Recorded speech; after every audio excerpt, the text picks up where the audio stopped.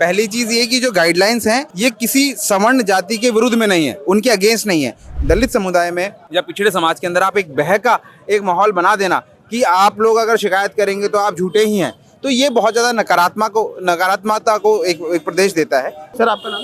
मेरा नाम सुशांत इंद्रजीत सिंह, मैं अधिवक्ता हूँ दिल्ली के अंदर। मैं high court, supreme court and तमाम कोर्ट्स के अंदर दिल्ली में प्रैक्टिस करता हूँ। एंड एजुकेशन मेरी जो है नेशनल लॉ यूनिवर्सिटी दिल्ली से हुई है और मैंने मास्टर्स की पढ़ाई मैंने लंदन से करी है, जहाँ पर मैं छात्र संघ अध्यक्ष भी रहा यूनिवर्सिटी ऑफ लंदन के अंदर। इसलिए छात्रों से जुड़े हुए तमाम वो मुद्दे मुझे काफ़ी प्रेरित भी करते हैं और काफ़ी इफेक्ट भी करते हैं। तो मतलब सर ये आपका एक कह सकते हैं आप जूनियर्स को एक तरह से दिशा निर्देशन देने आए हैं। मतलब आपका ड्यू रह चुके हैं, आप कॉलेज से यहाँ पढ़ चुके हैं और उसके बाद आप आए हैं। तो आप मुझे एक बात बताइए सर कि उस टाइम जब आप थे तब क्या कोई आपने डिस्क्रिमिनेशन महसूस किया या आपने किया या आपके आसपास कुछ दिखा? देखिए, मैं नेशनल यूनिवर्सिटी दिल्ली में पढ़ा, लेकिन मैं दिल्ली यूनिवर्सिटी और JNU दोनों ही कॉलेज में कम से कम भी 10 से 15 साल हो गए हैं कि मैं रेगुलर आता रहा हूँ। यहाँ के बच्चे काफ़ी अपने जो एक्सपीरियंस है वो शेयर करते रहे हैं और कुछ सुसाइड्स के केस भी हैं, वो उसके लिए भी मैं कोर्ट में रिप्रेजेंट करता हूँ।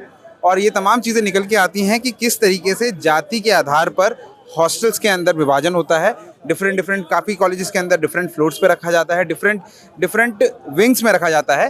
तो एक तरीके से जैसे गांव देहात में हम देखते हैं कि जैसे दलित बस्ती एक अलग होती है, तो वहाँ से कुछ होनहार लोग ही बाहर आ पाते हैं, तो वो लोग भी यहाँ पर उस चीज़ का शिकार होते हैं और वो लोग भी अलग अलग कर दिए जाते हैं। यूनिवर्सिटी एक ऐसा स्पेस होता है जहाँ पर आप अपनी बौद्धिक क्षमता को आप बढ़ाते हैं, साथ में आप अपनी सोशल एक्टिविटीज़ को साथ में करते हैं कि आप एक बेहतर समाज के अंदर पार्टिसिपेट कर सकें। उसको रोकने का काम तमाम ये विभाजन और ये गाइडलाइंस करती हैं, जिसको बचाने के लिए यूनिवर्सिटी ने UGC की गाइडलाइंस आई हैं, जिसको हम लोग इम्प्लीमेंट करते हैं। तो उससे ये होता है कि अगर कोई उत्पीड़ना का शिकार होता है तो वो उस चीज़ के खिलाफ आवाज़ उठा सके, इसलिए ये गाइडलाइन बहुत ज़्यादा इंपॉर्टेंट हो जाती हैं। सर जो सबसे ज़्यादा इस गाइडलाइन को मतलब अगेंस्ट में बोला जा रहा है वो ये बोला जा रहा है कि जनरल कैटेगरी को एक तो ठीक रिप्रेजेंटेशन नहीं मिला इक्विटी कमीशन में, दूसरा ये बोला जा रहा है कि जनरल कैटेगरी के साथ फेक केसेस बढ़ जाएंगे, तो कोई ऐसा मैकेनिज्म नहीं है जिससे फेक केसेस को बताया जा सके। पहली चीज़ ये कि जो गाइडलाइंस हैं ये किसी सवर्ण जाति के विरुद्ध में नहीं है, उनके अगेंस्ट नहीं है, उनको फंसाने का काम नहीं है। ये जो गाइडलाइंस आती हैं वो सिर्फ और सिर्फ ये कहती हैं कि अगर कोई डिस्क्रिमिनेशन का अगर शिकार होता है तो उसको शिकायत करने के लिए यूनिवर्सिटी लेवल पे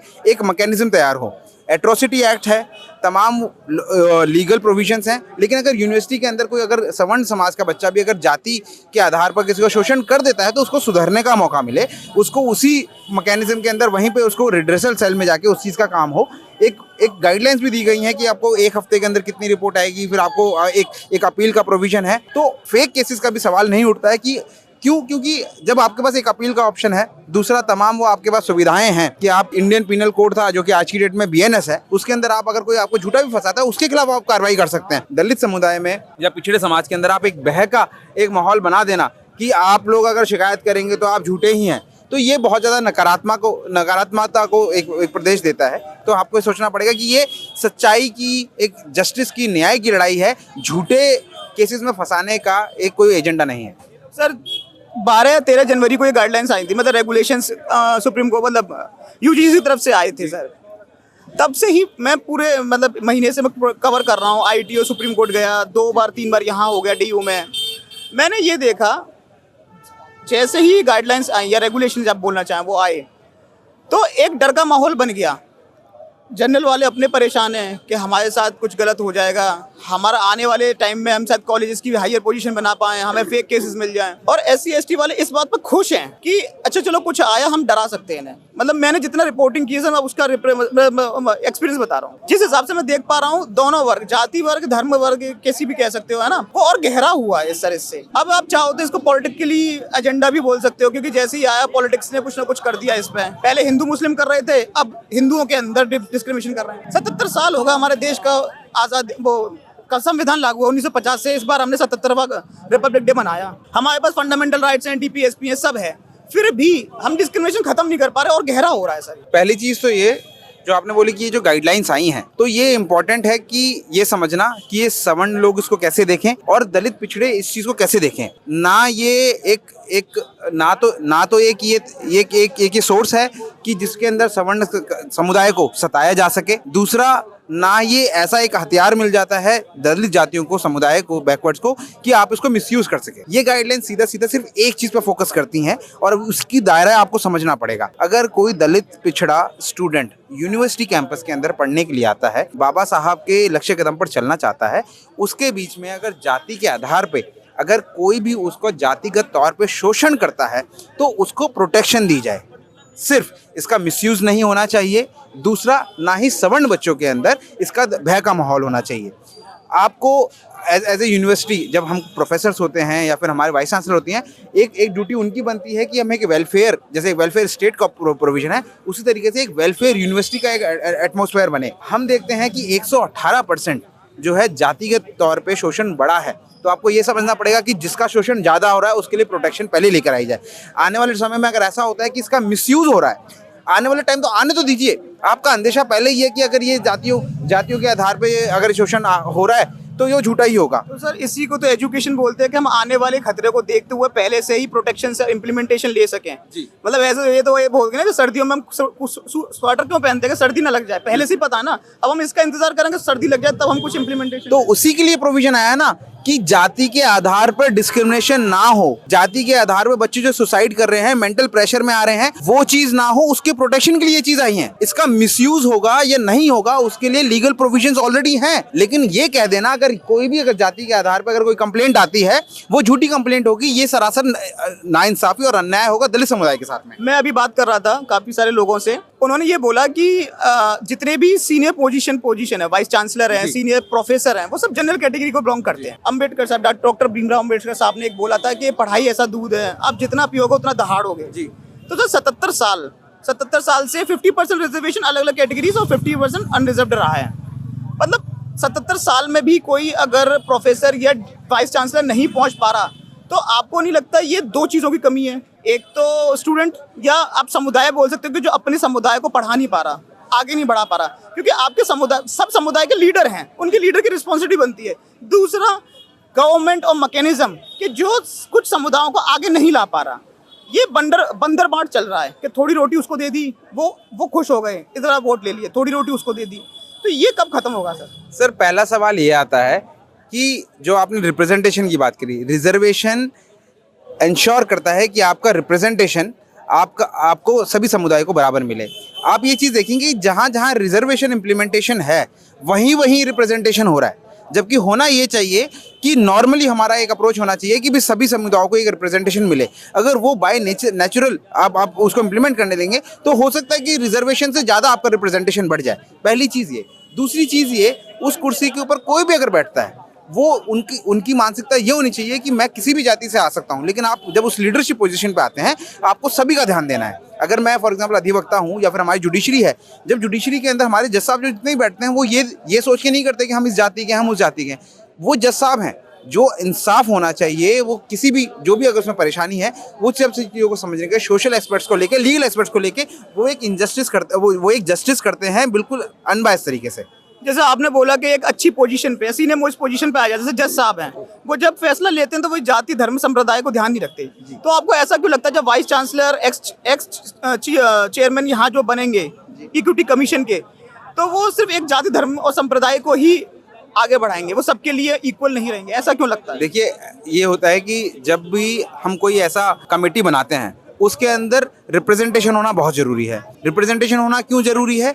क्योंकि जब भी अगर कोई शिकायतें आएंगी तो उसका एक सोशल कॉन्टेक्स्ट आपको पता हो, जो इसकी लिव्ड रियलिटीज को जिया है, जो इस लिव्ड रियलिटी को समझता है। किसी के लिए जाति के नाम पे गाली दे देना किसी को बुरा नहीं लगेगा, और किसी को हो सकता है वो एक महीने तक के लिए डिप्रेशन में लेके जाए। तो आपको ये समझना पड़ेगा कि उसकी गंभीरता क्या है, वो उस चीज को ज्यादा अच्छे से सुनिश्चित कर सकता है जो उसके लिव्ड एक्सपीरियंस हैं, जिससे वो कनेक्ट करता है। सर आपने जैसे बताया कि समुदाय से हो और लिव्ड एक्सपीरियंस उसने फेस किया हो तो वो ज्यादा अच्छे से बेहतर बता सकता है। हम जुडिशरी की बात कर रहे हैं तो सेशन कोर्ट में, हाई कोर्ट में और सुप्रीम कोर्ट में जनरल कैटेगरी के कोर्ट हमारे चीफ जस्टिस भी को भी ले सकते हैं, ज्यादा लोग हैं, तो वहां तो ये चीज इंप्लीमेंट नहीं हो पाएगी। देखिए, लोअर जुडिशरी के अंदर ये चीज इंश्योर हुई है, थ्रू रिजर्वेशन रिक्रूटमेंट होता है, और वहां पर सबसे ज्यादा जो है जजेस की संख्या जो है सारे समुदाय से है। जहां जहां रिजर्वेशन है वहां ये चीजें हैं। उसके बाद अभी रिसेंटली कुछ डेटा आए हैं जिसके अंदर हाई कोर्ट जजेस और सुप्रीम कोर्ट जजेस के अंदर जो इक्वेशन होना चाहिए जाति के आधार पर वो नहीं है, और इसका संज्ञान काफी तरह से लिया जा रहा है और काफी चीजों में मेरे को लगता है कि आने वाले टाइम में उसकी बेहतरी होगी। एक सवाल मैं हमेशा कई सालों से उठाता आ रहा हूँ कि हम लोग अभी तक सुप्रीम कोर्ट में एक दलित महिला को जज नहीं बना पाए हैं। एज अ सोसाइटी ये हमारे लिए बहुत बड़ा प्रश्न चिन्ह है, जिसके लिए हमें सबको मिलकर काम करना चाहिए। भारत एकमात्र ऐसा देश है, कुछ चुनिंदा देशों को छोड़ दो, जहाँ रिजर्वेशन पे एजुकेशन में, वर्क में, जैसे अमेरिका था, वहाँ पे डिस्क्रिमिनेशन था ब्लैक एंड व्हाइट का, 99% खत्म हो गया। मन में है वो लोगों के, वो तो आप टाइम के साथ ही इवॉल्व कर पाएंगे। भारत एकमात्र ऐसा देश है जहाँ रिजर्वेशन खत्म नहीं हो रहा, बल्कि लोग रिजर्वेशन के लिए लड़ रहे हैं कि हमें ओबीसी में कर दो, हमें एससी में कर दो, ताकि उनकी जो लाइफस्टाइल है बेहतर हो सके, जल्दी नौकरी मिल जाए, कट ऑफ इजी हो जाए। अभी एक एग्जांपल देता हूँ, यूजीसी नीट पीजी में -40 पे बंदे को लिया गया है ना। तो ऐसे जब हम बहुत कम माइन्यूट, बिना मेहनत के, बिना पढ़ाई के हम आगे आने की कोशिश करेंगे, मान सकते हैं कि समुदाय में प्रॉब्लम है, तो ये हमारे पूरे देश के लिए आने वाले समय में खतरा नहीं है सर। आप बताइए, अगर मान लीजिए आप बीमार पड़ते हैं, आप किसी बेहतर एक्सपीरियंस एजुकेटेड डॉक्टर के पास जाएंगे या उस डॉक्टर के पास जाएंगे जो -40 से पास हुआ, जिसे ज्यादा नॉलेज नहीं है? अगर कैटेगरी वाइज देखा जाए तो उसको उस डिग्री में उस सीट की जरूरत नहीं थी, वो नहीं होना चाहिए वहां पर, वो है सिर्फ हमारे देश के सिस्टम की वजह से। तो ये इंसानियत, कॉन्स्टिट्यूशन और भारत का पतन नहीं होगा। देखिए, सबसे पहले आपको ये समझना पड़ेगा, जो चीज आपने मेरे को कोट करी, ये शायद हो सकता है कि 10,000 केसेस में एक ऐसी चीज हुई हो। एक रिसेंटली एक जजमेंट आई है सुप्रीम कोर्ट की कि यदि आप जनरल कैटेगरी से ऊपर की अगर आप रैंक लेकर आते हैं, रिजर्व कैटेगरी, मैं वही कह रहा हूँ, अगर आप जो इसको ऐसे कोट करके सही से बता देता हूँ। मान लीजिए आप ओबीसी से हैं और आपकी आ रही है ओबीसी कैटेगरी में 100 की अगर कट ऑफ है और जनरल की 120 है। अगर कोई ओबीसी कैटेगरी का बंदा अगर 121 ले आता है तो वो ओबीसी से फाइट नहीं करेगा, वो जनरल कैटेगरी में मिल जाएगा और जो जनरल कैटेगरी सीट है वो हट जाएगी, वो जो वहां बंदा आना चाहिए था वो हट जाएगा। जो एक रिसेंट जजमेंट आई है, मैं उससे आपको ये सर पहले से ये रिकॉर्ड दोबारा किया है। जी, मैं उसी पे आ रहा हूँ कि सबसे पहली चीज ये कि अगर कोई भी रिजर्वेशन से अगर अपना मेरिट और भी ज्यादा अच्छे से प्रूव करके किसी दूसरे समुदाय में अगर जाता है, तो अब आप ये देखिए कि वहां पर किसको सीट दी जा रही है। वो आप जनरल की सीट जो होती है आप उसके अंदर ले सकते हैं। क्यों? क्योंकि वो संसाधन से, तमाम वो सोशल चीजों से ऊपर उठ के आ चुके हैं। सारे जनरल संसाधनों में नहीं है। मैं खुद आपको इतने जनरल दिखा सकता हूँ जिनके पास साइकिल से ऑफिस से कॉलेज जाने के तो पैसे नहीं है, वो बहुत कंडीशन माइन्यूट में चल रहे हैं। उसके लिए ईडब्ल्यूएस भी है। हाँ, ईडब्ल्यूएस है, बट आप इसका भी देखिए, ईडब्ल्यूएस के कोटे आप यूपीएससी का देख लीजिए। 4-5 एग्जाम्पल मैं आपको दे सकता हूँ, जो अच्छी कैटेगरी से थे, जनरल के थे, जिनके पास पैसा भी था, ठीक है, उन्होंने ईडब्ल्यूएस कोटा बनवाया और वहाँ एक अच्छी खासी सीट को ले गए। Now you are advocating for me. हाँ, बिल्कुल आप मेरी बात बिल्कुल सही कर रहा सर। मैं कह रहा हूँ कि मैकेनिज्म गलत है। मैं एडवोकेट नहीं, आपकी चीज को फेवर नहीं कर रहा, मैं कह रहा हूँ मैकेनिज्म गलत है। हम ना जनरल कैटेगरी के बंदे को सही संभाल पा रहे हैं, ना ओबीसी एसटी के बंदे को संभाल पा रहे हैं, ना हम कट ऑफ को ठीक से देख पा रहे हैं, एग्जाम पेपर लीक हो जाते हैं।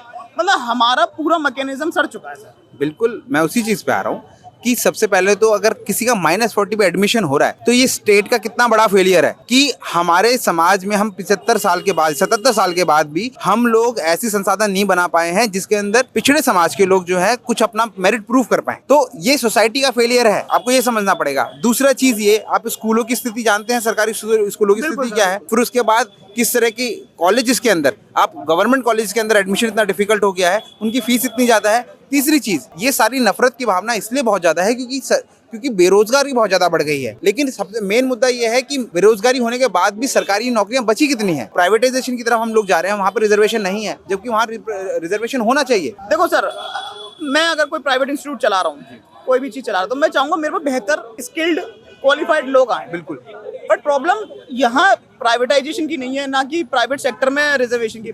यहाँ सबसे बड़ी जो मुद्दा है वो ये है कि हमारी बहुत बड़ी जनता है, जनसंख्या जो बढ़ गई है, उसको अपलिफ्ट करने की। अगर आपके पास स्किल होंगी तो आपको ना रिजर्वेशन की जरूरत ही नहीं है ना। स्किल जो होती है ना, आपके पास अच्छे संसाधन होगा। जो स्किल जो होती है वो एक ट्रेनिंग प्रोग्राम होता है। हमारा कॉन्स्टिट्यूशन आपको ऐसा नहीं है कि रिजर्वेशन आप किसी को भी दे देंगे। यू नीड, अगर आप सोशली एंड एजुकेशनली बैकवर्ड हैं संविधान की परिभाषा में, तभी आपको रिजर्वेशन मिलेगा। पहला चीज, हम एक वेलफेयर स्टेट है, हमारे यहाँ तानाशाही नहीं है, तो हमें ये इंश्योर भी करना होता है कि सभी समुदायों के लिए, महिलाओं के लिए, तमाम माइनॉरिटी ग्रुप्स के लिए कि एक संसाधन बनाया जाए। तो अगर आप उसके अंदर आप मेरिट लिस्ट देखेंगे तो मेरिट लिस्ट में आपको ये भी देखना पड़ेगा कि कौन किस बैकग्राउंड से आता है, कौन किस बैगेज को लेकर आता है। जब एक क्लासरूम के अंदर आप देखेंगे डिफरेंट मेरिट लिस्ट बन रही है, जब वो लोग वहाँ से पास आउट होकर निकलते हैं तो वो बहुत स्किलफुल लोग होते हैं। अगर एम्स के अंदर अगर कोई दलित डॉक्टर पढ़ेगा, स्टूडेंट पढ़ेगा और डॉक्टर बनता है, वो भी उतना ही प्रतिभाशाली है जितना कोई 7th क्लास का जो डॉक्टर जो एम्स से ग्रेजुएट होगा। तो आपको ये समझना पड़ेगा कि हम स्किल किसको देने का काम कर रहे हैं। हम लोग अगर सीधा सीधा ये बोलते हैं कि आपके पास संसाधन हो या ना हो,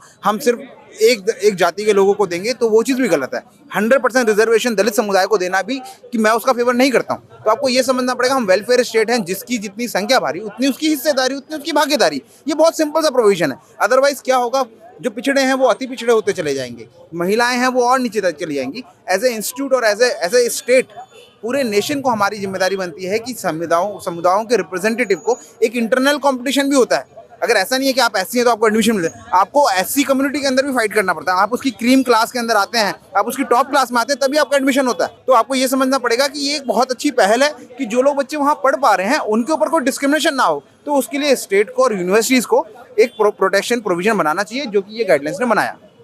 धन्यवाद सर।